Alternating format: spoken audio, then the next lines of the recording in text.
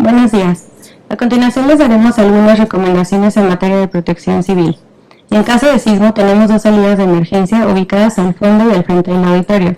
En caso de evacuar el edificio, les pedimos salir por la puerta principal y ubicarse en la calle de Mosqueta, que se encuentra en la calle trasera del CONACYT. También les solicitamos de la manera más atenta mantener sus celulares en modo silencio o en vibración durante el evento. Gracias. Sean todas y todos bienvenidos. Gracias por acompañarnos una vez más en el ciclo de conferencias y mesas de diálogo Ciencia por México. El día de hoy nos acompañan la doctora María Elena Álvarez Huilla Rosés, directora general del CONACYT, la maestra María José Rizos y Gravito, directora adjunta de posgrado y becas, el maestro Edwin Ricardo Triujeque Woods, director de becas de CONACYT.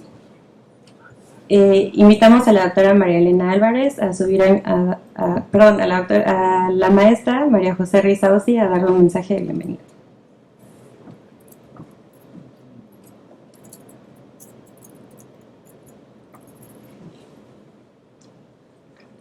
Buenos días a todos. Les damos la más cordial bienvenida al Consejo Nacional de Ciencia y Tecnología a esta tercera mesa de diálogo que en esta ocasión versará sobre el tema Ciencia y Educación en la Cuarta Transformación. Nos acompañan ponentes de primera línea, todos con una trayectoria de compromiso académico y de gestión referente a esta arista fundamental de la política científica. Bienvenida, doctora Nogués, bienvenidos, doctores Velasco, Aboites, Casanova y Gandarilla. Muchas gracias por estar aquí. Como directora adjunta de posgrado y becas, quisiera compartirles que una de las prioridades del Consejo es la articulación puntual y cuidadosa de las agendas de investigación y de formación de la comunidad científica. Creemos que solo así podrá garantizarse la pertinencia y el sentido social de la política pública que aquí se emprende. Estamos trabajando de forma paralela con la Dirección Adjunta de Desarrollo Científico de este Consejo y con interlocutores fundamentales como la Secretaría de Educación Pública a través de su Subsecretaría de Educación Superior y la NUYES, entre otros actores, en este esfuerzo por integrar iniciativas, concretar proyectos y diseñar estrategias para el fortalecimiento de la formación de científicos, humanistas y tecnólogos con énfasis en la investigación comprometida socialmente. Estamos convencidos de que para vincular exitosamente la educación con la ciencia es necesario partir de un diálogo que tome en cuenta voces plurales como las que tendremos hoy en esta mesa. Juntos podremos construir el marco legal, es decir, la Ley de Ciencia y Tecnología, y el marco programático, y me refiero con esto al PCITI, para transitar hacia una política científica al servicio de todas y todos, que es nuestro mandato.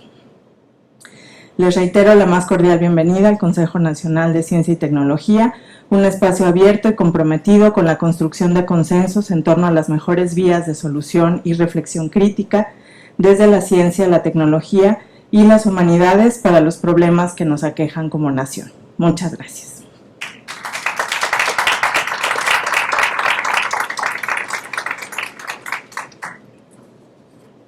Gracias, maestra. Ahora sí pedimos a la doctora María Elena Álvarez si nos acompaña para darles un mensaje.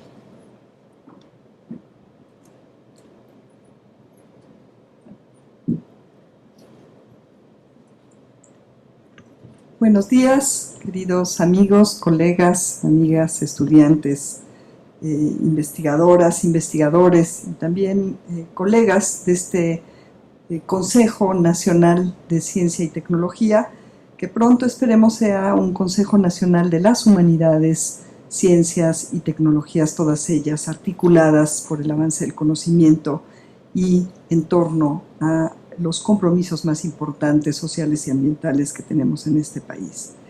Me da muchísimo gusto recibir aquí en su casa a destacadísimos y destacadísimas investigadoras, la doctora Ana Cecilia Nogués Garrido, la primera mujer que está al frente nada menos que del Instituto de Física, el doctor Ambrosio Velasco Gómez, un filósofo reconocido, un colega muy importante también de la Universidad Nacional Autónoma de México, el doctor Hugo Aboites Aguilar, muy importante también, académico, guía en muchísimos aspectos, en muchísimas áreas, como lo vamos a ver en breve, el doctor Hugo Casanova Cardiel, el doctor José Gandarilla Salgado, ambos también destacadísimos académicos. Les doy la bienvenida a esta su casa, el Consejo Nacional, como les decía, de Humanidades, Ciencia y Tecnología, un espacio abierto a las ideas de la diversidad, a la unión de esfuerzos y conjunción de fuerzas por el país, a la edificación de conocimientos para México. Me siento honrada de encontrarme en esta mesa con colegas de quienes conozco su compromiso con una ciencia que sirva al desarrollo del país y con trascender las barreras del conocimiento para socializarlo.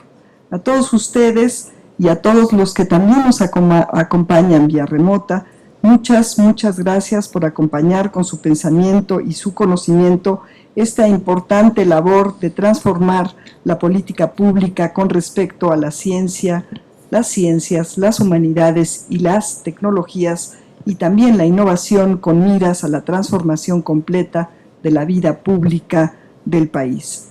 Este espacio de diálogo, de reflexión, de encuentro, que hemos denominado Ciencia por México, refleja fielmente la propuesta en la que estamos trabajando, un modelo sólido y crítico de ciencia pública al servicio del avance del conocimiento desde nuestro país y también al servicio de la sociedad y el ambiente.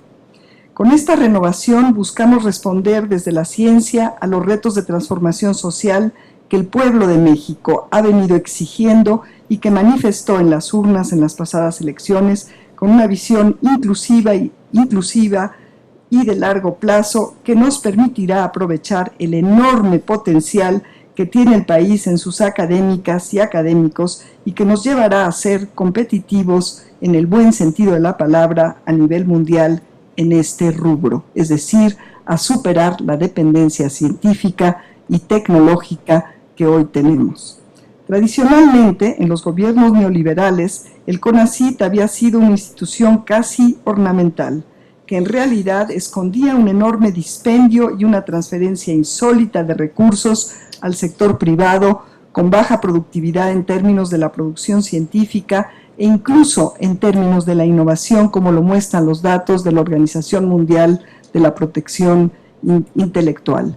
Tenemos que en los últimos 6 años México bajó 16 escalones en su eficiencia de innovación, cuando en este mismo periodo invirtió una gran cantidad de dinero, o más bien tendríamos que decir gastó muchísimo dinero sin que éste rindiera los frutos esperados.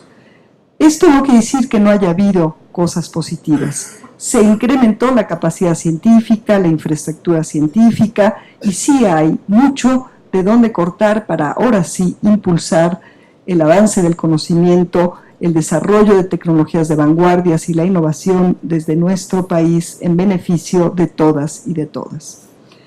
El impulso a la ciencia mexicana y su conexión con el poder o con el sector productivo debe de cuidarse muchísimo, por no hablar de programas pertinentes que respondieran a las necesidades del país y que quedaron hasta ahora pendientes y que debemos recuperar, y lo estamos haciendo ya.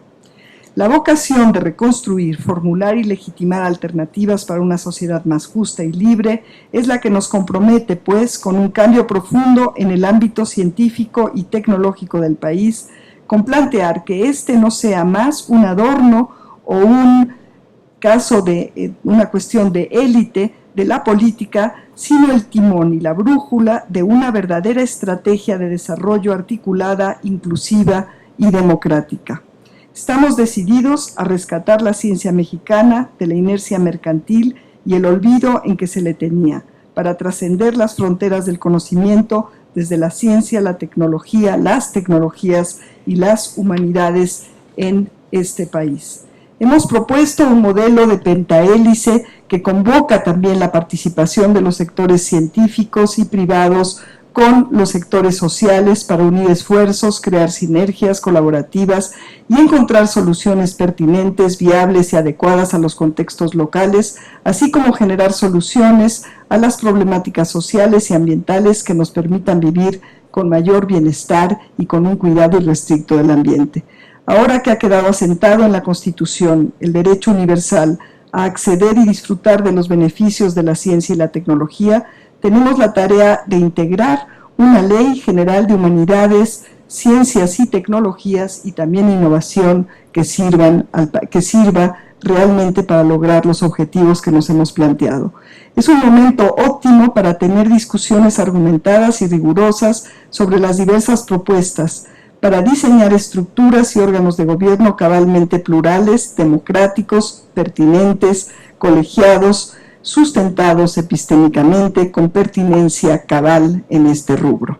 Estamos convencidos en el Consejo de que es trascendental fortalecer los vínculos entre investigación y desarrollo, docencia y apropiación social de la ciencia, como la vía que garantiza el derecho humano a acceder y disfrutar de los frutos de la ciencia y al mismo tiempo que se obtienen avances en el conocimiento humano que responden a problemáticas específicas y a retos de toda la humanidad. Una de las grandes aportaciones de este cambio es la incorporación de las humanidades, no solo en la nomenclatura del nuevo CONACYT, con H, sino en una visión distinta que incorpore las pertinentes reflexiones e investigaciones que los colegas humanistas, como los que hoy nos acompañan, producen. Aspiramos a consolidar un sistema nacional de ciencias y tecnologías que pueda ser suficientemente sólido para enfrentar y generar soluciones a los problemas contemporáneos desde un paradigma de complejidad, desde un paradigma de enfoques críticos, con equipos interdisciplinarios, con un marco ético pertinente, pleno respeto a la multi- o interculturalidad y a la diversidad epistémica. Esta es una política pública comprometida con el diálogo y la inclusión de todas y todos los actores, la cual responde a un espíritu de transformación social, a la esperanza de un pueblo puesta en sus científicos, en sus científicas, en sus humanistas, en sus tecnólogas y tecnólogos. Planteamos 5 ejes para articular esta gran transformación que estaremos completamente abiertos a ir transformando gracias a sus contribuciones y recomendaciones. Impulso a la ciencia de frontera, fortalecimiento de la comunidad científica, apropiación social del conocimiento, desarrollo y transferencia de la tecnología nacional de vanguardia y finalmente la generación de los programas y su desarrollo nacionales estratégicos en temáticas alineadas con los objetivos de desarrollo sustentable. Nos hemos comprometido a desarrollar esta trascendental y urgente transformación con total transparencia y siguiendo los principios de eficiencia presupuestal y austeridad republicana que más que restringir están ya liberando recursos, como se ha visto, para el apoyo a la ciencia de frontera, que ha canalizado y que canalizará en el resto del año un total de más de 1.600 millones, que contrasta con 0 pesos, 0 centavos destinados al apoyo a la ciencia en 2017 y 2018. Entonces, como decía, estos principios que nos están guiando están ya implicando una reestructuración del aparato burocrático que estamos llevando a cabo para destinar, como he demostrado por este ejemplo, un mayor gasto a los rubros importantes, sustantivos, y que este gasto público se refleje en un mayor bienestar para la sociedad y en un cuidado cabal del ambiente. De nuevo, nos da muchísimo gusto tenerlos acá para esta construcción colectiva, colegiada y pertinente epistémicamente, no solamente de las propuestas que se harán desde el gobierno federal a los legisladores en torno a la nueva o a las reformas y a esta necesidad que tenemos ahora por las modificaciones constitucionales de una ley general de ciencia y tecnología, sino también en este momento tan pertinente de la construcción del Programa Especial de Ciencia, Tecnología e Innovación del PECITI. Por ello, les agradezco profundamente su disposición a colaborar y les doy la bienvenida a todos ustedes. Es un enorme placer pensar con ustedes la ciencia por México. Muchísimas gracias.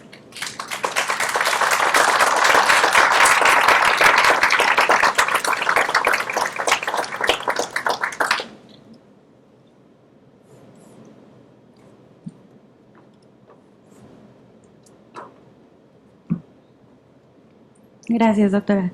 Como ya mencionaron, tenemos distinguidos invitados en esta mesa de diálogo, la ciencia y la educación en la 4T. la doctora Ana Cecilia Nogués Garrido, el doctor Ambrosio Velasco Gómez, el doctor Hugo Aboites Aguilar y el doctor José Gandía Salgado. Los invitamos a todos a subir al presidium junto con nuestro moderador invitado para dar inicio a esta mesa.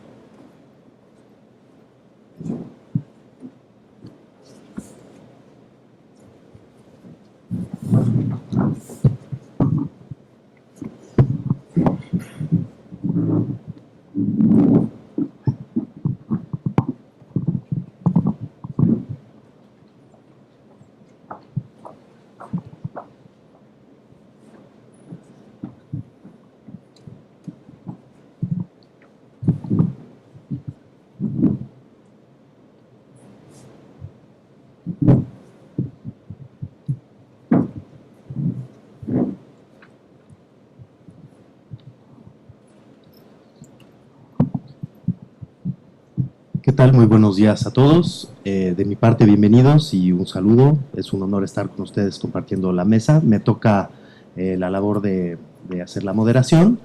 Y a continuación daremos inicio a la mesa de diálogo Ciencia y Educación en la 4T. Empezaremos escuchando al doctor Ambrosio Velasco Gómez, quien es licenciado en Ciencia Política por la UNAM y doctor en el área de Historia y Filosofía de la Teoría Política por la Universidad de Minnesota. Durante más de 33 años ha combinado la docencia y la investigación en las áreas de epistemología, filosofía de la ciencia y filosofía política en varias dependencias de la UNAM, en 11 universidades nacionales y otras más en Argentina y España. Es investigador titular C en el Instituto de Investigaciones Filosóficas de la UNAM, investigador nacional nivel 3 y profesor de asignatura en la carrera de Filosofía y de Gestión y Desarrollo Interculturales de la Facultad de Filosofía y Letras de la UNAM. Tiene la palabra, por favor, doctor Velasco. Muchas gracias. Muchas gracias por la invitación. Pues realmente es un honor estar aquí con ustedes, con mis colegas, ustedes. Y bueno, pues voy a hacer una breve intervención desde la perspectiva que trabajo, que es la filosofía de la ciencia. En especial,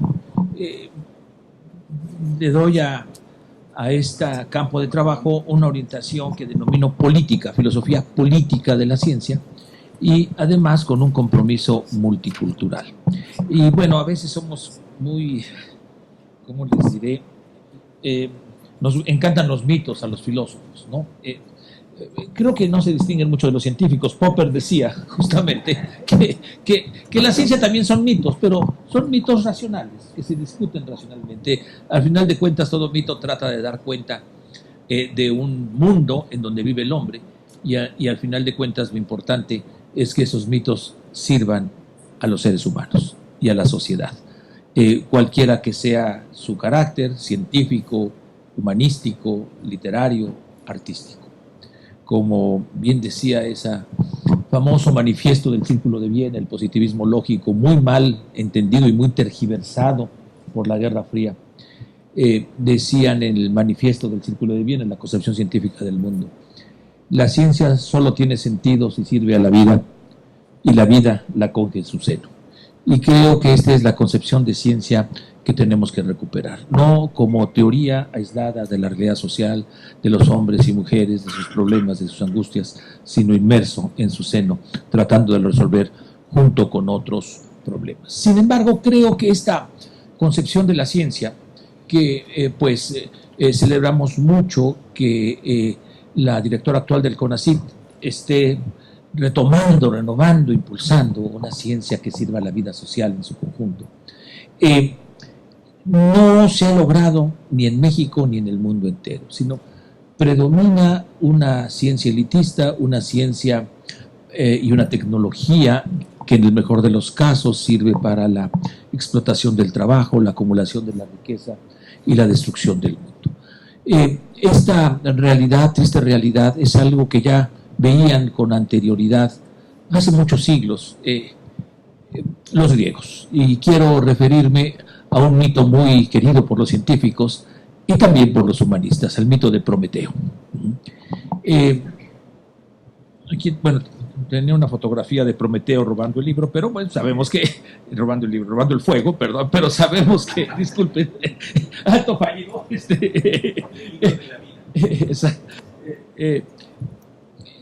ese pasaje, Platón, el Protágoras de Platón, que como a Epimeteo se le olvidó darle alguna facultad especial al hombre, entonces Prometeo, su hermano, ve que van a ser el hombre, dice, descalzo y desnudo, sin ninguna protección para sobrevivir, y decide robar el fuego que representa la ciencia y la técnica del Olimpo de los dioses y dárselo a los hombres para que puedan sobrevivir. Es una metáfora muy bonita. Hasta aquí todo se ve muy bien, ¿no? Pero la segunda parte, el siguiente párrafo de la narración de Platón, es lo más importante. Zeus castiga a Prometeo no por el robo, sino porque ha dado la ciencia y la técnica sin un sentido de justicia. Esto es algo muy importante. Y sin un sentido de justicia, dice Zeus en esta narración de Platón, la ciencia y la técnica, lejos de ser un recurso para la sobrevivencia y la felicidad del hombre, es el arma destructiva más poderosa que hay. Entonces, es muy interesante ver cómo en este mito de la antigua Grecia, ¿verdad?, está esta dualidad de la ciencia y la tecnología, que puede ser, para decirlo sin tapujos, una ciencia y una tecnología para el bien o para el mal, para la felicidad o para la destrucción, para la justicia o para la explotación. Sin embargo, para remediar este mal, vuelvo al mito, Zeus encarga a Hermes repartir entre todos los hombres por igual algo muy importante, el sentido de justicia, porque sin un sentido común, colectivo, comunitario de justicia, la ciencia será un arma de destrucción. Bueno, estos temores que están en la mitología y en la filosofía griega de hace más de 2500 años, nos han atormentado durante todo este tiempo, hasta nuestro tiempo. Al final de cuentas, la ciencia y la tecnología no ha servido para construir un mundo más justo, más libre, más feliz, sino por el contrario, para aumentar la explotación de los seres humanos sobre entre sí, para aumentar la capacidad destructiva en la carrera armamenticia. Y pues después de 2500 años, Zeus tenía razón con sus temores. La pregunta que creo que tenemos que hacer ¿es posible una ciencia y una tecnología que sirva para la justicia, para la democracia, para la libertad, para un mundo mejor, para una buena vida? Esta es creo que la pregunta filosófica de peso que nos debemos de plantear y que creo que en el ámbito de la comunicación, de la ciencia y la tecnología, en el ámbito de la educación, pues es una pregunta fundamental. Para responderla, pues no hay respuestas únicas ni unívocas, pero sí una actitud reflexiva, crítica, de debate, de controversia fundamental, y esto es propio de las humanidades. Por eso celebro mucho, y de nuevo felicito a la doctora Elena, que sea ahora el Consejo de Humanidades, Ciencias y Tecnología. Porque si las humanidades representa este conocimiento común hacia el bien, hacia la buena vida, ¿no?, al final de cuentas, en toda filosofía, literatura, historia, pues no podemos dejarla a un lado de la ciencia y la tecnología. Las humanidades se volverán impotentes y la ciencia y la tecnología ciega. Por eso me parece muy afortunado. Confieso que cuando estuve en el foro consultivo de representantes de los investigadores del área 4 y 5, de manera electa, no por detrás, electos son mis colegas, mucha honra. Insistí mucho en esto, pero nunca encontré eco, ¿no? Me decían que era imposible por ley, que aunque se aceptaba bajo la forma de ciencia de las humanidades, lo cual es un disparate desde mi punto de vista, el que nos pretendamos ser lo que no somos científicos, pero no por ello somos inútiles, somos humanistas y filósofos. Y qué bueno que ahora se integran, porque yo creo que es una primera condición para que la ciencia y la tecnología pueda ser de servicio a una sociedad mexicana más justa, más equitativa, más libre, con mejores estándares de vida. Y bueno, ¿cuál sería otra condición? Voy a remontando a los filósofos, de eso vivo, de eso me dedico. No solo a los filósofos, voy a remontarme a una etapa muy importante de la filosofía de la ciencia en el siglo XX, que es el positivismo lógico. ¿Y quiénes eran estos positivistas lógicos? Fíjense que ellos en Austria rescatan esta angustia para que la ciencia sirva a la sociedad. Y la mayoría son socialistas y marxistas. De tal manera que la idea del positivismo lógico heredada de la filosofía anglosajona es absolutamente falsa. Forma parte, como alguien ha dicho, de la Guerra Fría. Entre ellos hay un filósofo muy importante, Otto Neurath, fundador del Círculo de Viena, y era un marxista y un comunista bastante radical. Y lo que se propuso en su filosofía era la socialización en el sentido marxista del término, es decir, la no propiedad privada de la ciencia como principal medio de producción, sino que se convirtiera en un bien público, en un bien para todos, y al mismo tiempo la democratización de la ciencia.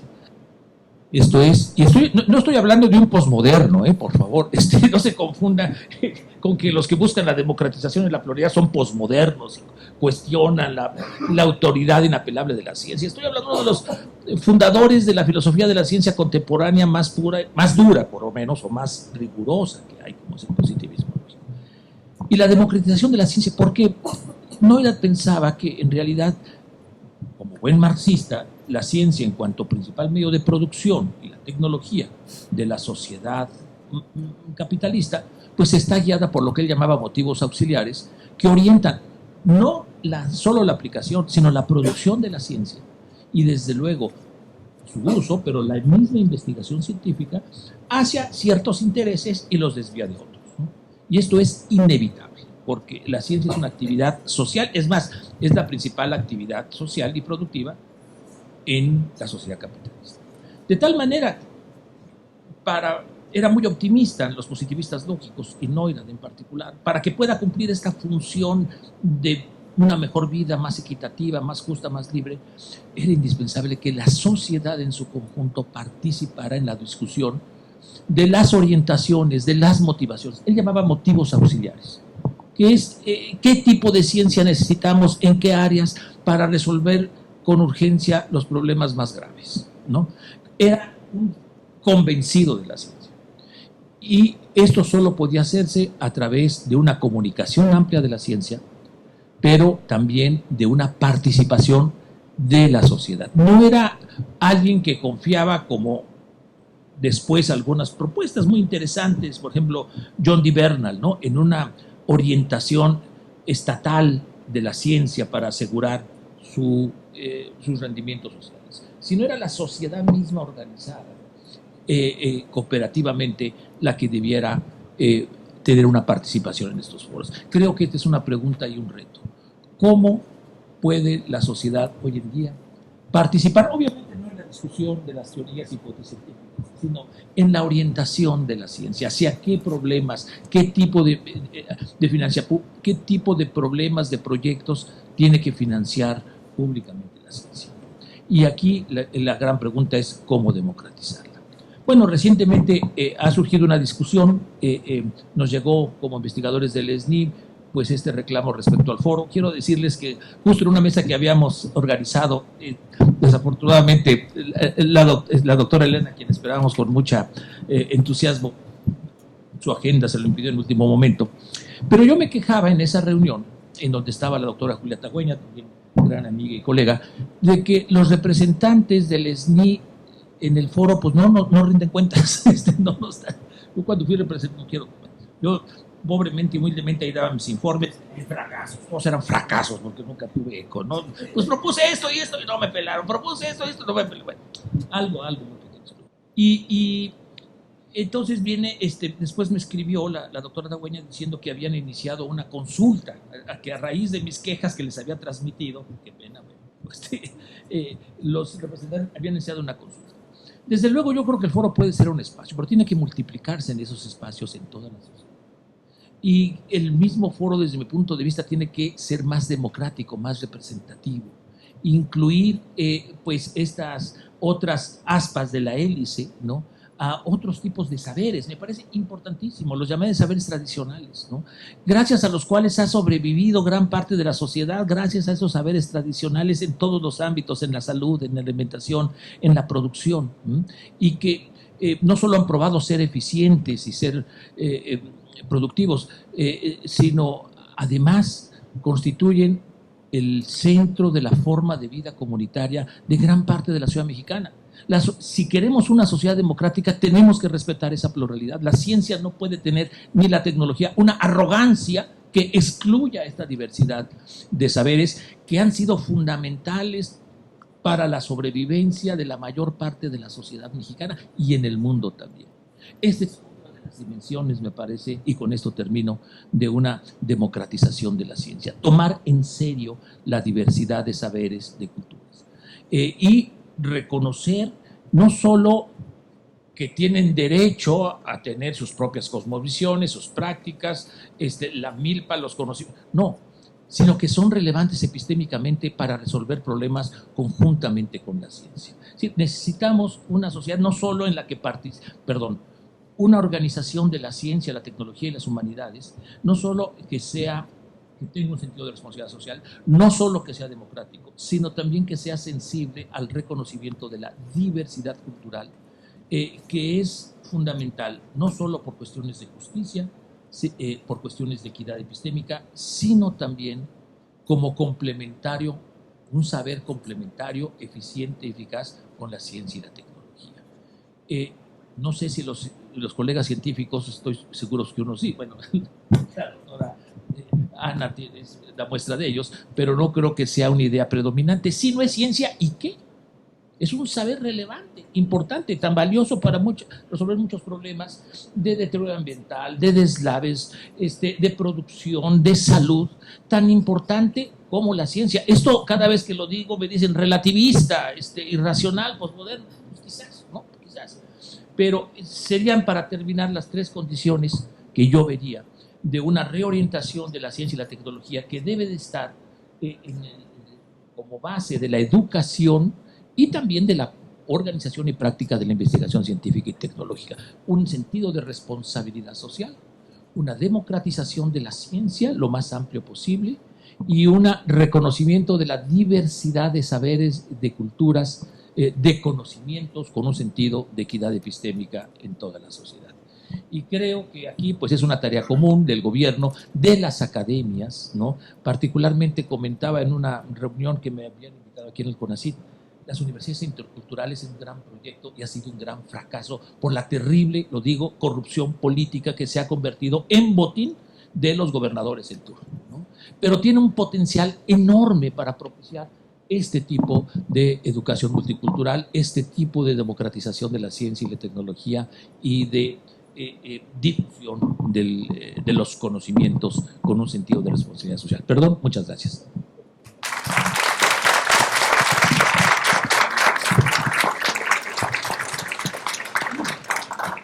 Muchas gracias por sus palabras, doctor Velasco. A continuación escucharemos al doctor Hugo Aboites Aguilar. Él estudió la licenciatura en Filosofía en Italia y México, es maestro y doctor en Educación por la Universidad de Harvard. Desde 1980 es profesor e investigador titular del Departamento de Educación y Comunicación de la UAM Xochimilco. Ha escrito artículos sobre educación publicados en México, Argentina, Chile, Inglaterra, Canadá, Estados Unidos, Nigeria y Brasil, sobre el uso de la medición estandarizada para los jóvenes en la educación media superior y superior, la mercantilización de la educación, autonomía y educación y la contribución de los pueblos originarios a la educación. Tiene la palabra, por favor, doctora Aboites Aguilar. Gracias. Todos esos son pecados de juventud. Y yo le doy la bienvenida a lo que dijo la doctora Álvarez, al CONACYT, que quiere ser la casa de las humanidades y las ciencias.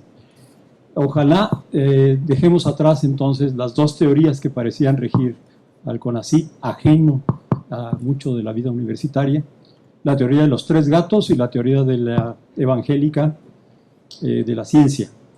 Y estos nombres se los pusieron los propios científicos. En los inicios de los 90, un grupo de académicos de la UAM escribimos un libro que se llama La Universidad frente al espejo de la excelencia, en donde criticábamos, entre otras cosas, el hecho de que existieran en los comités dictaminadores pues una asignación de hasta el 30% de los recursos destinados a investigación para los propios proyectos de los dictaminadores. La respuesta de los dictaminadores fue que, como en este país solo hay 3 gatos que estudien realmente a fondo la ciencia, pues les corresponde a ellos ser dictaminadores y ser también agraciados con los fondos correspondientes. La teoría evangélica de la ciencia, expresada por los mismos científicos, un científico en particular, era que, como dice el Evangelio de San Mateo, a quien más tiene, más se le ha de dar, y al que menos tiene, hasta lo poco que tiene, se le ha de quitar, en referencia a los criterios de distribución de los recursos. Y doy la bienvenida, esperanzada, pues, a que entremos en una nueva etapa del CONACYT. Nunca había sido invitado yo al CONACYT, me siento muy halagado, pero también es un signo de los tiempos después de aquel libro de los comienzos de los 90. Quisiera entonces hacer también una reflexión, pero hacerla breve, unos 20 minutos, que partiría del hecho de que los sabios en muchos momentos de la historia acompañaron a la educación de los jóvenes. Es decir, con ellos platicaban, con ellos conversaban, los griegos, por ejemplo. En la Edad Media los estudiantes se reunían, conseguían fondos y contrataban a un maestro. Y era en ese sentido pues, un compañero, un colaborador, alguien que estaba con ellos. Pero de repente vino una batalla que, como todo lo que expresaba aquí el colega es muy cierto, tiene algo de mítico. Vino una batalla muy importante en alrededor de 1804, 1806, la batalla de Jena, en donde las tropas prusianas, orgullosas y pues muy respetadas en el mundo, sufren una humillante derrota frente a las tropas francesas. Entonces las primeras eran las prusianas y las segundas eran las francesas.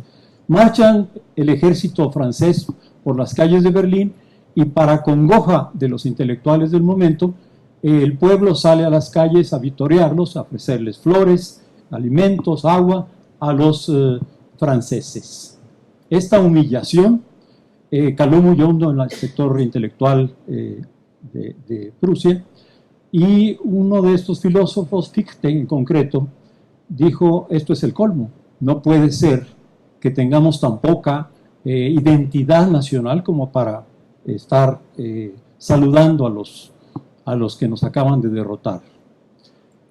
Planteó entonces una idea que fue inmediatamente como un reguero de pólvora, la idea de crear sistemas educativos obligatorios.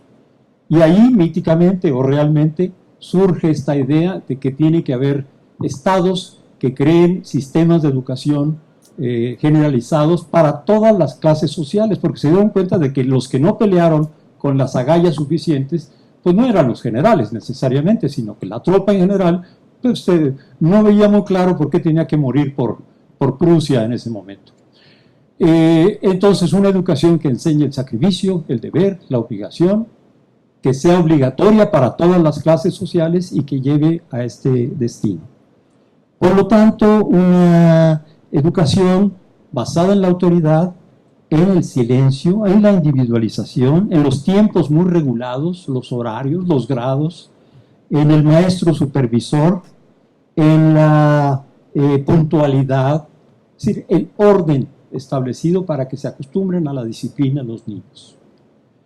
Y esto evidentemente sigue siendo en mucho lo que tenemos como sistema escolar, como opuesto a lo que naturalmente tiende a ocurrir, que los niños buscan una escuela en donde puedan ser felices, libres, creativos, curiosos, acostumbrados al trabajo colectivo, sin escalones, sin regulaciones inútiles, es decir, niños sabios, que saben lo que pueden hacer, que quieren explorar, que buscan conocer. Es decir, el principio fundamental de cualquier intento de la ciencia.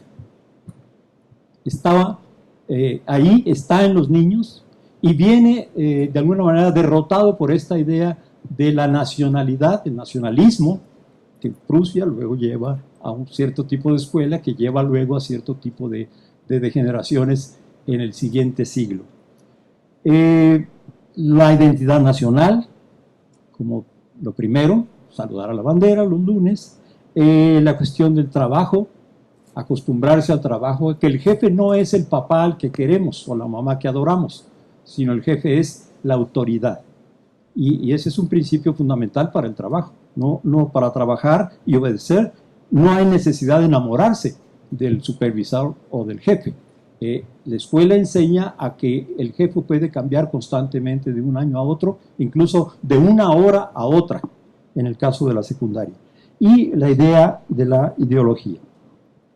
Entonces, vivimos esa educación en mucho. Hay esfuerzos por la creatividad, hay esfuerzos por una educación alternativa, pero fundamentalmente el origen de la educación en nuestro país y en otros muchos países está oscurecida por todas estas tendencias originarias del sistema educativo masivo, uniforme, homogéneo. En México, por constitución, es el presidente de la República, el Ejecutivo, el responsable de establecer los planes y programas de estudio para todo el país, en el nivel básico de la educación, primaria y secundaria. Esa es una cosa que claramente está mostrando una idea de un autoritarismo fundamental, intrínseco al propio sistema educativo, que crea una cultura de la no ciencia, crea una cultura de la pasividad incluso. Algo parecido, pero distinto, ocurrió en el caso de las universidades. En la visión de algunas corrientes universitarias como la sajona, la ciencia y la docencia están muy unidas. En otros casos, a partir de Napoleón, en el siglo XIX, se establece lo que se llama la universidad bonapartista, en donde se separa en institutos y facultades la docencia y la investigación. Y con eso se abre una brecha tremenda respecto del conocimiento científico, el aprendizaje y lo que es el trabajo científico. En algunas instituciones los premios Nobel son los que dan clase a los de primer ingreso y rescatan ese sentido de que los sabios acompañan a los jóvenes. Entonces, ha habido esfuerzos, y en México tenemos algunos, Freinet, Casals, Freire, critican fuertemente esta aproximación de la educación y hacen pensar en otra alternativa, pues, de que desde la primaria los niños sean especies de noveles científicos. Pero hay tres casos que me parece importante señalar. Uno es en 1974 la creación de la Universidad Autónoma Metropolitana.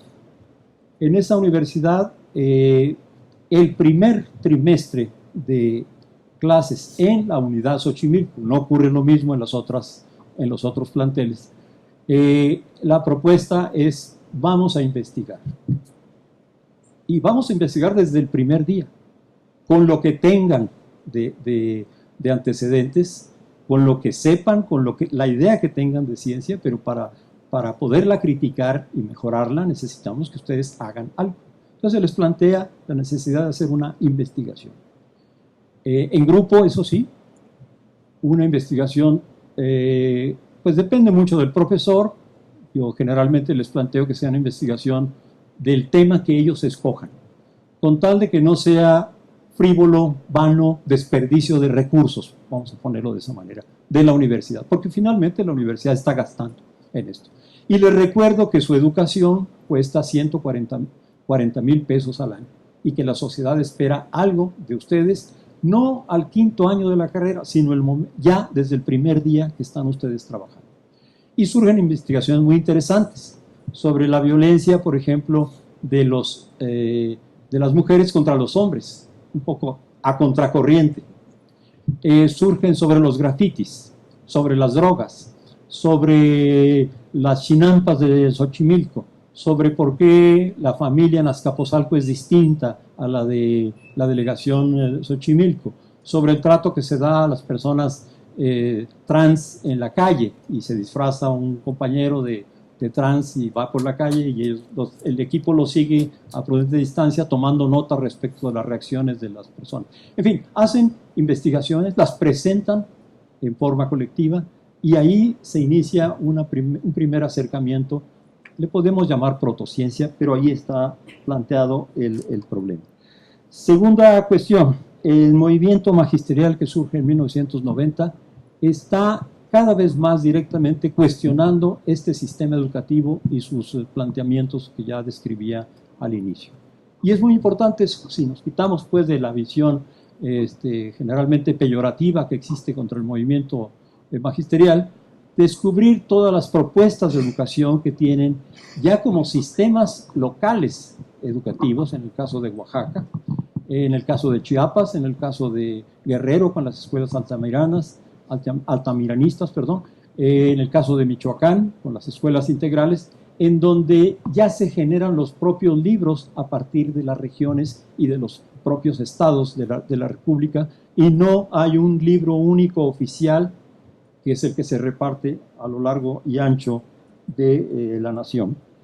En el caso de la Universidad Autónoma de la Ciudad de México hay un planteamiento muy interesante que va en el sentido de que la universidad no es un centro de investigación y no debe confundírsele con un centro de investigación.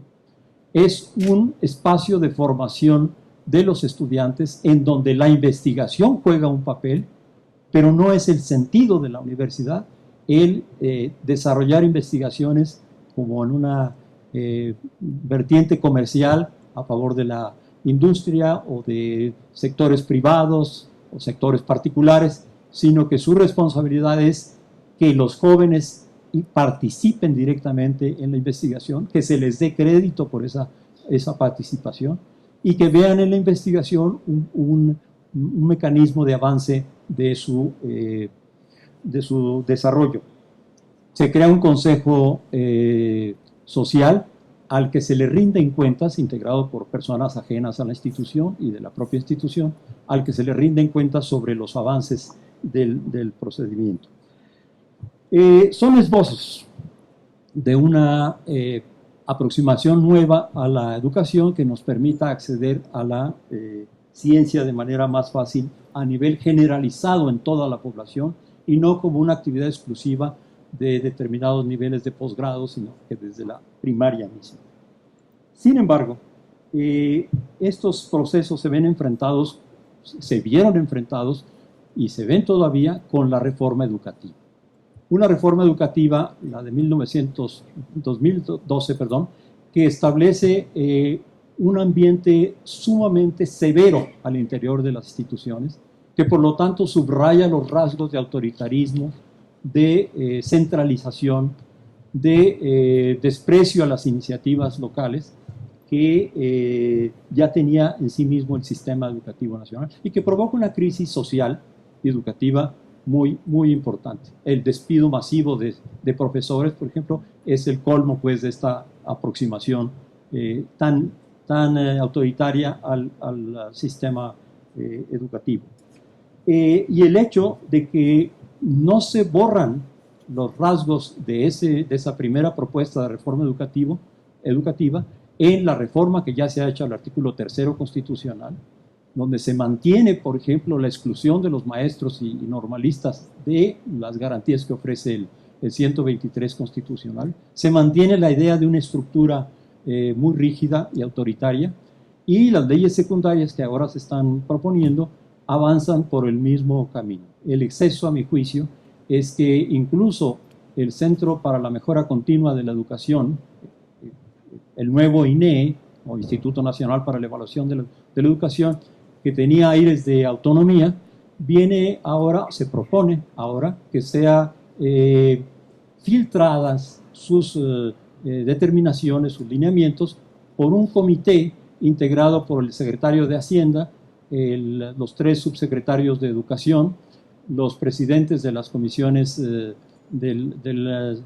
la Cámara de Diputados y del Senado, por también la Secretaría de la Función Pública, que poco tienen que ver con el trabajo de creación de lineamientos, que en todo caso iría a reforzar una propuesta, podría ir a reforzar, aunque la integración no es muy esperanzadora, una propuesta de educación que fuera mucho más flexible, mucho más en respuesta a lo que demandan los propios educandos, los niños y los jóvenes de este país. Por eso la deserción, etc.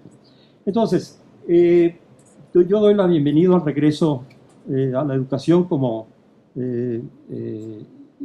parte de la casa común que debe ser el CONACYT, también la ciencia, y me parece que deberíamos de reflexionar de manera integral el problema de la ciencia y de la educación, partiendo también de lo que es la educación en nuestro país y cuáles son las alternativas y necesarias reformas que debemos de dar a fondo para que de la educación que estemos impartiendo a los niños ya surja un sustrato generalizado de comprensión de que la ciencia es un camino muy importante para el desarrollo personal y de las comunidades.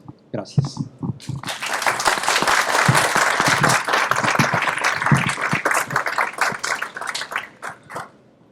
Después de escuchar las valiosas apreciaciones del doctor Aboites, escucharemos ahora al doctor José Gandarilla Salgado.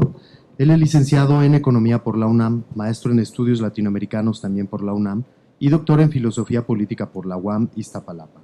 Investigador del programa de Primas al Desempeño del Personal Académico de Tiempo Completo, nivel D, y pertenece al Sistema Nacional de Investigadores, nivel 2. Tiene la palabra, por favor, doctor José Gandarilla Salgado. Bueno, agradezco mucho la invitación por parte de las autoridades del CONACYT. Me siento muy honrado de participar de estos diálogos. Entiendo que es el tercero y que tienen programados otros.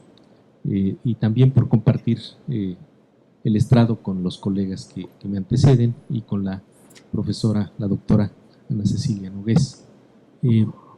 Voy a mencionar primero que una especie de problemática coincidencia hace que pueda acompañarlos en esta ocasión, porque justamente la destrucción, en cierto modo, del sistema universitario en el Brasil, en donde tenía programada la participación de un foro, justo en estos días, y la cancelación del mismo, o la cancelación de la invitación a algunos de los convidados internacionales, pues me permite estar en la Ciudad de México en esta semana y entonces haber podido confirmar la participación en el seminario del día de hoy, que hasta hace unas 2 o 3 semanas no había sido posible confirmarla, justo por esta razón. Y creo que ahí colocamos una gran polaridad con relación a los procesos que pueden, digamos, articularse en el caso de nuestros sistemas educativos, entendidos también ellos mismos, en sí mismos, como un sistema complejo, y lo que está ocurriendo en otros lugares, en otros países.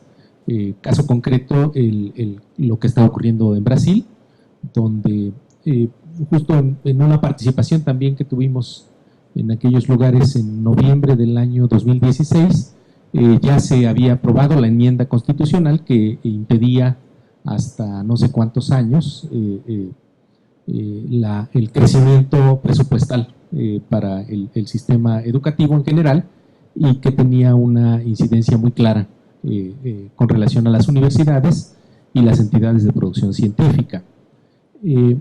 Por el otro también señaló entonces esta cuestión de que puede darse de la afortunada coincidencia de articular justo estos elementos que te señalaba.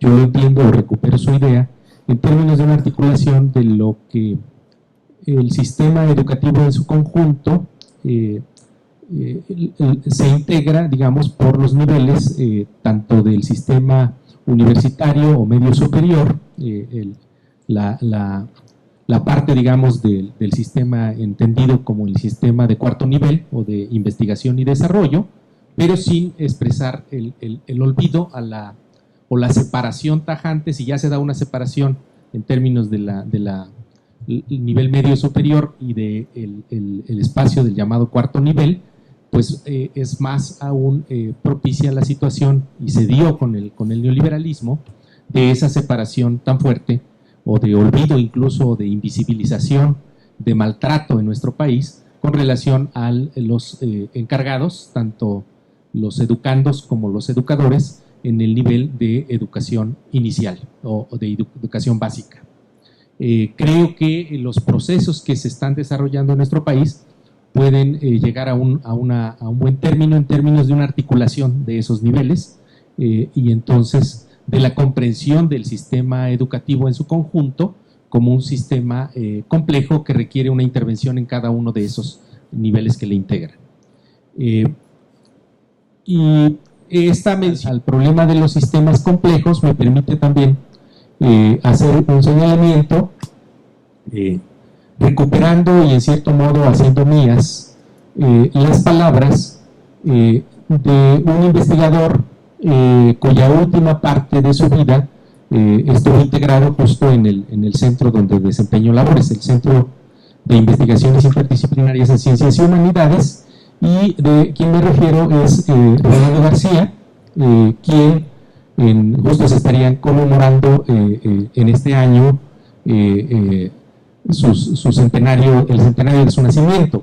Rolando García nació en 1919, falleció en el año de 2012, en el mes de noviembre, y su última etapa, que comprende, digamos, su paso por tres instituciones importantes, la UAM, el CINVESTAB y el Centro de Investigaciones Interdisciplinarias en Ciencias y Humanidades, pues nos legó una importante reflexión sobre los temas de una suerte de intervención teórica, una composición teórica sobre los problemas de los sistemas complejos. Es, digamos, una situación que creo podría, en cierto modo, de manera inmediata resarcirse, el hecho de que ni siquiera el CINVESTAB se interesó en su momento por la traducción del informe que él preparó en aquel momento para aquella entidad con la que colaboró, IFIAS, una parte de la ONU, especializada en los temas tanto climáticos como de alimentación. Y el informe que él preparó, que es un informe que causó tal escozor en los medios a los cuales lo presentó, cuyo título en inglés es Nature Not Guilty, la naturaleza no es la culpable. Ese texto, sin embargo, nunca se puso a disposición en idioma español.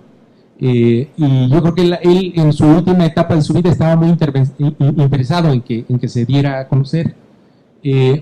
Yo recuerdo haberle entregado a Rolando una reflexión de este urbanista, geógrafo, sociólogo, marxista, Mike Davis, quien en un libro que se llama Los holocaustos de la era victoriana tardía, en aquel momento tuve a mano la traducción al portugués, él comienza su libro justamente citando el informe de Rolando García, y retoma la idea que él planteó, Rolando, para analizar la hambruna del África en los años 70, como una articulación, digamos, de problemas que no tenían exclusivamente que ver con los problemas climáticos, tampoco con la pobreza de los suelos, sino como un evento que constituía en el estado catastrófico que se mostraba la articulación de un conjunto de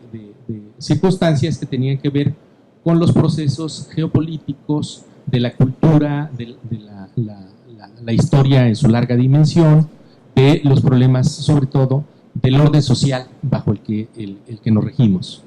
Y en tal sentido, el informe justamente decía Rolando que había sido retirado porque prácticamente recurre al concepto de análisis de la totalidad social de Marx, y la referencia a la cuestión de pensar los temas en términos de justamente totalidades relativas y totalidades relacionales, hacían imposible su captación. A él le sorprendía mucho que Davis dice, pues tuvo acceso al informe, qué bueno que haya sido así, y le puso contento saber que él intentaba hacer lo mismo justamente para analizar los problemas de esa especie de circunstancia que propició en fines del siglo XIX, inicios del siglo XX, la propagación de situaciones de hambruna, tanto en la India como en China y en el nordeste del Brasil. Él tomaba esos elementos, digamos, de la geografía del mundo, de la compleja geografía del mundo, como un evento de articulación simultáneo, pero que hacía referencia justamente a las condiciones también del medio social y del orden social en el marco de esa gran transformación en el concepto de Karl Polanyi, de la articulación del liberalismo y el imperialismo como liberación de esas tendencias de la acumulación de capital, y esta especie de hueco que se abría por la no resolución completa o plena en ese momento del caos, digamos, propiciado por la crisis del hegemón dominante en aquel momento, la Inglaterra victoriana. Entonces, el análisis que ofrece Davis es también muy interesante para trabajar, digamos, los problemas que son realmente los problemas que nos acometen al día de hoy, ¿no? Entonces, hago referencia al trabajo de Rolando García como un patrimonio importante a discutir. De hecho, la interlocución que González Casanova en la obra de 2004 de las ciencias y las humanidades, las nuevas ciencias y las humanidades de la Academia de la Política, refiere justamente a esa interlocución con los trabajos de Rolando García en términos no solo de la recuperación que ha de los trabajos que en Viena entre los años 60 y 70 se están desplegando a propósito de el esquema que ellos interpretan del desarrollo de las ciencias, sino también de los conceptos posteriores con los que Rolando García, en términos del proceso de lo que él llamará la interdefinibilidad, es decir, la imposible descomposición de ciertos sistemas para su conocimiento y su intervención o su solución, y los problemas de lo que él llamará también, muy a propósito de esto, de si estaremos, digamos, viviendo en términos de un mundo de la incerteza plena o en términos caóticos, y él sugiere más bien atrapar este tipo de procesos con el concepto de caos determinista, es decir, no es caótica la situación, sino que hay una línea, digamos, que él demostrará a través del uso de las matemáticas complejas, en donde la situación propiamente caótica corresponde a un momento, a un evento de esos sistemas, ¿no? Entonces, esas dos intervenciones teóricas son justamente recuperables o recuperadas en la obra de González Casanova. Esa interlocución me parece que es un momento muy interesante de reflexión de la ciencia mexicana, y yo creo que hay que acudir a estas reflexiones también para pensar y plantear, digamos, ciertos elementos que hay que traer a cuento a esta reflexión. Yo creo que las autoridades del CONACYT hacen muy bien en plantear estos diálogos, y quizás en simultáneo también haríamos bien en traer a estas discusiones con investigadores de primer nivel, o en este énfasis que se está haciendo dentro del programa de ocuparse de las investigaciones de frontera, de establecer justamente el programa que está en ciernes, en la interlocución con estos autores de frontera. Me atrevo en ese sentido a sugerir que, por ejemplo, la obra de Isabel Stengers, alguna parte de la misma que no está traducida al castellano, en particular su obra sobre cosmopolíticas, Cosmopolitique es el título en francés, es un texto de 2 tomos, muy importante porque refiere mucho a los temas que Ambrosio planteó, en el sentido de las tradiciones del saber y de esta diversidad epistémica, ¿no?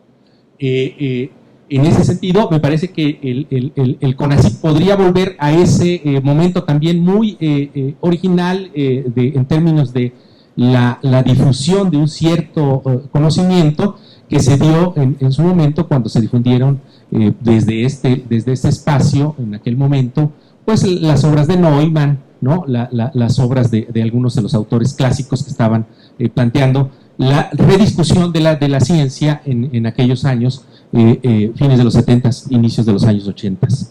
Yo creo que ese retraso en la discusión o en la incorporación al medio de discusión de nuestro idioma es muy importante y podría ser desde este espacio también un espacio importante para esa difusión. Son cosas que a uno le sorprenden porque justamente uno de los rompimientos a los que tiene uno que aspirar es justamente a esta dimensión de la ciencia como espacio minúsculo de especialización y de diálogo entre unos cuantos, que se da justamente por esa especie de goce o placer que entienden algunos de poderse comunicar, al poderse comunicar en el otro idioma, digamos, del invitado de fuera, se conserva como un espacio muy de una reserva prácticamente de iniciados, ¿no? Entonces a mí me sorprende mucho a veces eso porque digo, bueno, pues si alguien tiene acceso al otro idioma, sería muy bueno que ponga a disposición de una discusión pública, del uso público de la razón, como quería Kant, ese tipo de planteamientos. No nos acompaña el día de hoy el doctor Hugo Casanova, pero también, por ejemplo, mucho se hace referencia, yo incluso lo hice referencia al problema del capitalismo académico en un texto que se publicó en La Jornada, y el libro consagrado al análisis del capitalismo académico, cuya edición original está en idioma inglés, nunca alcanzó una edición al castellano, ni siquiera en Argentina, que se discutió mucho el tema, tampoco acá, y yo creo que es un texto que también merecería discutir una discusión más profunda, sobre todo por los elementos, digamos, de conversación que sugeriría en términos de lo que algunos autores denominaron esta especie de guerra propiciada por el neoliberalismo en contra de la educación superior. Voy ahí al segundo elemento de conversación que sugiero en este diálogo. Y lo retomo, en cierto modo, también de un trabajo reciente de este pedagogo norteamericano, Henri Giraud, a quien en el CEICH en algún momento también le publicamos en una de las iniciativas que teníamos, que era un boletín sobre educación superior que publicamos durante mucho tiempo ahí. Y retomo una idea que puede darnos, en cierto modo, un cierto diagnóstico o sintomático también de un estado de malestar, tanto en la academia como en la investigación. Él lo refiere sobre todo a la situación que conoce de primera mano, que tiene que ver con la institución universitaria y los esquemas de investigación en los Estados Unidos y la llamada universidad corporativa, pero no es ajeno en la medida en la que es el esquema que se impuso de manera global. La tendencia, evidentemente, fue a replicar en los esquemas universitarios lo que se estaba planteando como tendencias dentro del esquema norteamericano. Voy a permitirme entonces citar un párrafo de Giraud. Dice él: como los cuerpos de profesores ya no se sienten obligados a abordar problemas sociales y asuntos políticos importantes, se muestran menos inclinados a comunicarse con un público más amplio, a defender valores públicos y a comprometerse en un tipo de enseñanza accesible para un grupo de destinatarios más variado. Sujetos a los intereses corporativos, al desarrollo profesional y a la estrechez de miras de los discursos que acompañan la enseñanza especializada, son demasiados los académicos que se sienten excesivamente cómodos con la corporatización de la universidad y con los nuevos regímenes de gobierno neoliberal. A la caza de becas, promociones y salidas convencionales de investigación, muchos académicos han abandonado los debates públicos más amplios y se niegan a abordar problemas sociales urgentes. Al adoptar el papel del académico desinteresado o el del profesor estrella, inteligente y ambicioso, siempre en pos de la teoría como un fin en sí mismo, estos empresarios académicos refuerzan entre el público la sensación de que en buena medida se han vuelto irrelevantes, incapaces de defender la universidad como espacio fundamental para enseñar a pensar críticamente y a actuar con coraje cívico, cuando no renuentes a ello. Muchos académicos se han perdido en el seno de un aparato disciplinario que ve la universidad no como un lugar para el pensamiento, sino como un sitio destinado a preparar a los estudiantes para que sean competitivos en el mercado global. Pienso que el diagnóstico que ofrece Giroux, por más seco y frío que sea, se acerca mucho a esa tendencia en la que el olvido, digamos, justamente de este espacio de discusión de los problemas públicos relevantes, o el abandono incluso de esa arena de discusión, expresaría justamente uno de los elementos que tanto en los documentos que se han preparado y que han circulado, nos han hecho circular a la comunidad de investigadores, como también en lo que se plantea en la propuesta del Plan Nacional de Desarrollo, del que se desprenderían líneas maestras, digamos, para la definición tanto del PCITI como de la Ley de Ciencia y Tecnología, e incluso el sustento mismo de la cuestión de la incorporación ya en sus siglas y en su nombre como en su política estratégica de las humanidades, pues nos plantean el elemento fundamental de la cuestión del significado del compromiso y del comprometerse. Esto no significa que la ciencia anterior o los esquemas, digamos, estratégicos o los planes hayan carecido de compromiso, los anteriores.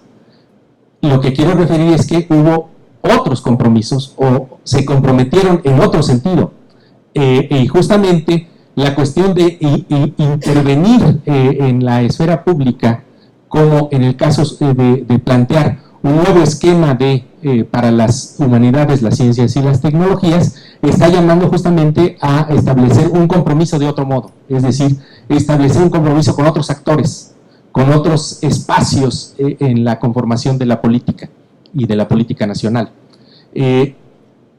Evidentemente eso nos llama a toda una tradición también muy fuerte de la ciencia social latinoamericana, y creo que esas discusiones que en su momento tuvieron por protagonistas, pienso por ejemplo en el caso de la conformación de la carrera y de la incidencia de la disciplina de la sociología en el medio colombiano, las discusiones y la práctica política entre Camilo Torres y Orlando Falsborda, el gran teórico del compromiso. Falsborda es, digamos, uno de los autores que justamente a la luz del modo en el que trágicamente se están combinando esa incidencia de situaciones en la figura de su gran amigo, colega, camarada en ese momento, Camilo Torres, se atreve a una reflexión que se constituye ya en un legado equiparable al legado que en educación nos dejó Freire desde los medios latinoamericanos, y Falsborda en la teoría de la investigación y acción participativa la deriva justamente de lo que él está pensando a propósito del problema del compromiso. Y el compromiso deriva de una reflexión que él también coloca en los términos de separación de esa otra tendencia, digamos, equívoca en el marco de la conformación de nuestras ciencias, de nuestras humanidades y de nuestras políticas efectivas, que sería la de la persistencia del colonialismo. Falsborda criticará justamente, y una de las obras fundamentales que publicará a fines de los años 60, donde sugiere justamente la posibilidad de construir una sociología de la liberación, dice él, es reunir de tal manera el asunto del colonialismo intelectual, justamente cuyas tendencias serían el esquema, en cierto modo, que leía yo en el diagnóstico de Giroux. Concluyo, para no extenderme más, señalando justamente, un poco haciendo, decía yo, haciendo mías las palabras de Rolando García, justamente el propósito que él miraba en términos de la conformación de la universidad y del espacio de construcción científica. Rolando García retomaba siempre y nunca abandonó, digamos, nunca se separó de aquel movimiento tan importante que significó el florecimiento de la Universidad en la Argentina de mediados de los años 50 y los años 60. Ese movimiento que después fue derrotado. Ante una pregunta yo quería iniciar con una, pero les invito a que lo vean por el YouTube, una breve entrevista de no más de 3 minutos que le hacen a Rolando García en la Universidad Nacional de San Martín, justamente de aquel momento de florecimiento de la Universidad de Buenos Aires, que creó toda una institución a través, dice él, del reconocimiento de que el trabajo universitario y el trabajo científico evidentemente está cargado de política. Y en tal sentido tiene una posición política, decía Rolando García. Evidentemente esa política fue una política derrotada a través de la intervención más dura o más cruel, más fuerte, que significó el golpe militar en ese país, pero lo que él señala es la carga de política que ahí se planteaba, el espacio de esa derrota no era solamente el espacio de la derrota, lo que ocurrió en Argentina, sino él dice, lo que estaba en juego era la posibilidad de construir a través del movimiento de no alineados, a través de todo un proceso de construcción de las naciones o articulación de las naciones del tercer mundo, una visión estratégica de los problemas del desarrollo y de los problemas de la técnica en un plano más amplio. Pienso yo que los elementos de discusión a los que la situación social en la que vivimos, la situación ambiental, la situación incluso en el modo de acometer las relaciones humanas entre las distintas sociedades, nos están planteando justamente este universo de problemas que corresponden a situaciones meritorias de análisis de esa intervención como sistemas complejos.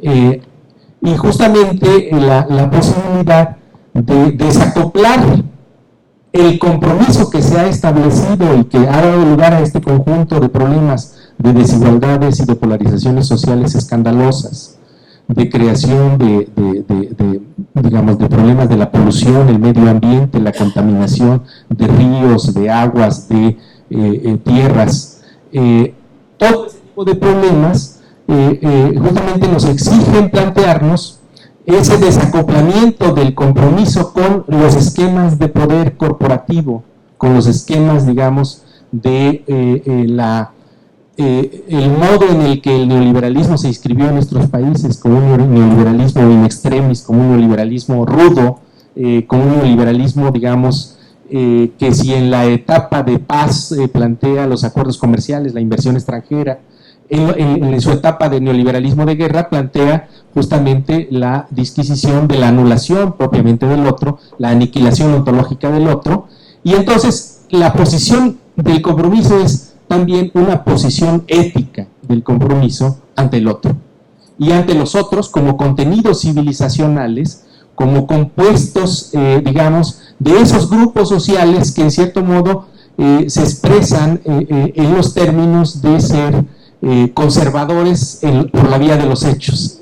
No conservadores en el sentido político, sino que han garantizado en cierto modo la persistencia de sistemas, como sistemas de riego, sistemas de cosecha, sistemas de producción y distribución de los productos, y cumplen y han cumplido un proceso de función social importantísimo, que es el resguardo justamente de los contenidos que expresan la duración de nuestras culturas. Y en tal sentido están llamados también a ser integrados y a ser voz e interlocución con digamos, con los programas que se están planteando en términos de este proyecto que recupera en cierto modo la diversidad epistémica. A mí me dio mucho gusto que hace unas semanas se estableciera esa interlocución también con el sociólogo portugués Boaventura de Sousa Santos, que justamente después del año 2009 y que le publicamos el texto de Epistemología del Sur, aparece todavía como el único cientista social que recibió el premio México de Ciencia y Tecnología. Debo decir que en aquel momento el propio Boaventura no estaba seguro de si era conveniente políticamente recibir el premio por las autoridades nacionales que persistían en aquel momento. Y después de una gran lista de científicos en el sentido, digamos, de especialistas, cada uno muy prestigiosos de su tema, Boaventura en aquel momento ofrece y sigue ofreciendo una intervención justamente que trata de darle lugar a esa pluralidad societal y a ese, digamos, bastión y punto tan fundamental que permite justamente que sigamos discutiendo estos temas y que estemos planteando actualmente la posibilidad de orientar el país hacia otro sitio.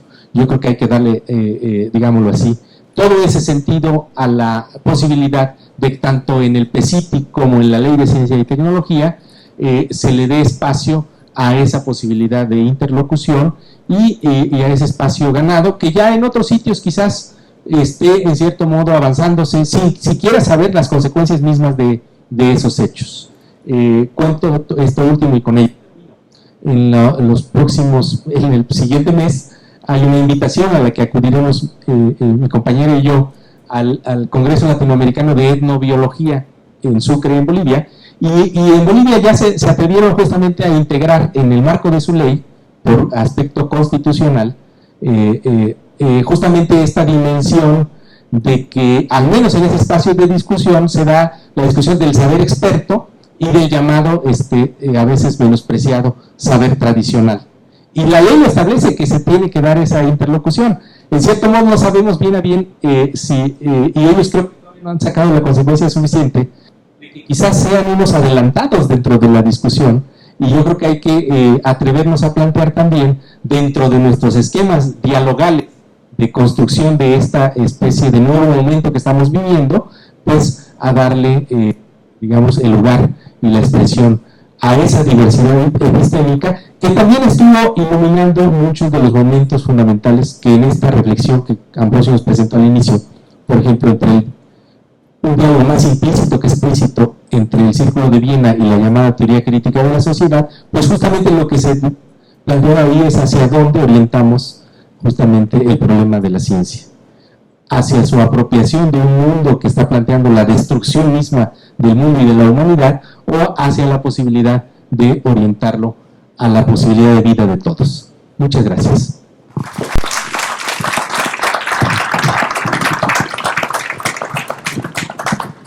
Muchas gracias por sus profundas palabras, doctor José Gandarilla. Resulta muy importante, después de escuchar las participaciones y las perspectivas en historia, en filosofía de la ciencia y en educación por parte de nuestros colegas en humanidades y en ciencias sociales, escuchar ahora la visión de una científica tan sobresaliente, de reconocimiento mundial, dentro de una ciencia por excelencia dura como lo es la física, quien lidera ahora un centro tan relevante como el Instituto de Investigación en Física, por primera vez dirigido por una mujer, por parte de la doctora Ana Cecilia Nogués Garrido. La doctora Nogués es licenciada en Física por la Facultad de Ciencias de la UNAM, maestra y doctora en Ciencias también por la UNAM. Ella realizó una estancia postdoctoral en la Universidad de Ohio, es investigadora asociada C al Instituto de Física y actualmente, como he mencionado, es directora del Instituto de Investigaciones en Física. Pertenece al Sistema Nacional de Investigadores Nivel 3. Adelante, por favor, doctora Nogués. Muchas gracias. Primero, bueno, celebro estos diálogos, creo que es muy importante para cualquier cambio o transformación que a todos nos aterra, obviamente. Es importante el conocimiento, el intercambio de ideas, el llegar a acuerdos, el poder ir todos juntos, porque si no va a ser muy difícil transitar. Así que celebro esto. Por otro lado, sí confieso que me siento un poco extraña aquí, en este diálogo. Yo estoy acostumbrada a las ecuaciones, a los experimentos, a la creación de algoritmos para poder entender y resolver cuestiones de la física. Y también creo que es un poco desafortunado cuando se habla de la física y se dice que son las ciencias duras, ¿no? Las ciencias exactas no son tan exactas, ¿no? De hecho, trabajamos fuera de esa parte exacta y eso es lo que nos ha hecho avanzar, si no, nunca hubiéramos avanzado.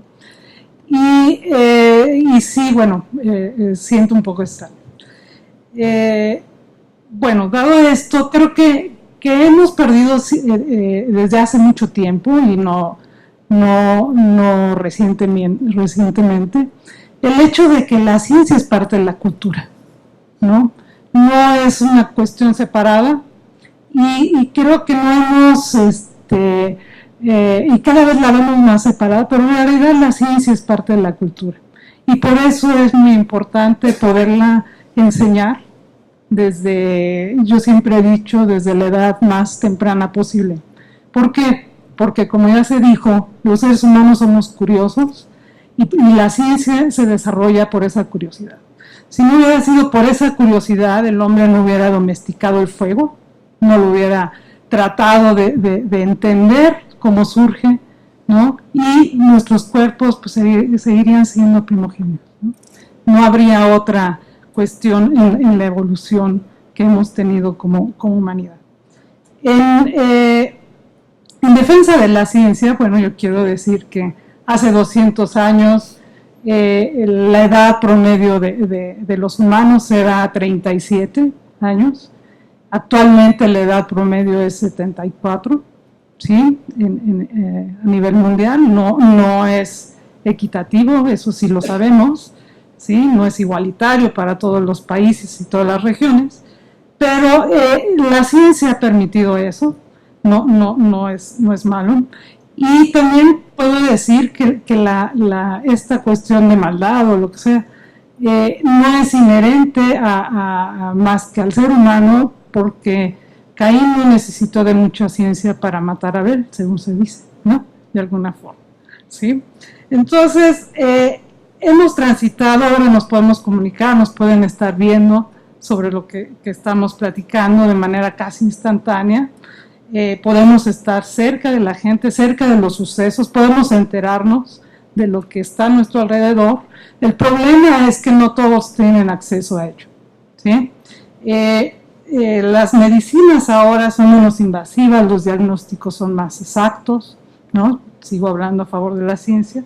Y también los métodos curativos son mucho más nobles que lo que podemos imaginarnos de hace más de 100 años o menos de 100 años en realidad.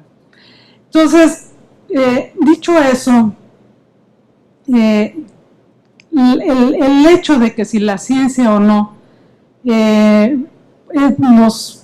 no nos permite ser iguales, no nos permite esa igualdad que yo creo que todos perseguimos, que todos queremos esa justicia social, esa justicia de paz, ¿no?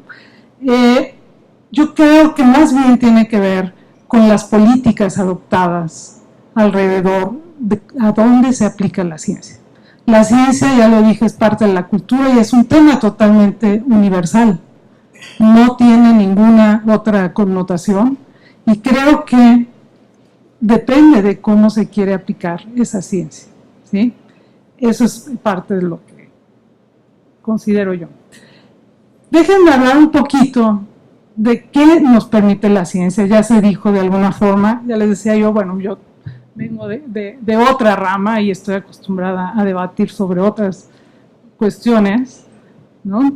Pero creo que la ciencia permite a las poblaciones a ser más competitivos, más adaptables y tener mejores estándares de vida, como ya lo dije, ¿no? Nos ha permitido vivir más, comunicarnos, tener más conciencia de nuestro entorno, ¿sí? Y no de un entorno local, sino de un entorno global, que eso es muy importante porque los problemas son globales generalmente. La ciencia también provee fundamentos y herramientas para enfrentar nuevos retos sociales y cambios globales en salud, cambio climático, seguridad energética y alimentaria, así como de cohesión e igualdad social. Creo que no podemos pensar en un cambio, en una transformación, si no incluimos la ciencia, porque las habilidades y competencias de este siglo no somos un ente aislado, están más relacionadas con las necesidades de los modelos emergentes de desarrollo económico y social que con ellos del siglo pasado, que posiblemente a eso se asocia mucho de la explotación, al servicio del modo industrial de producción.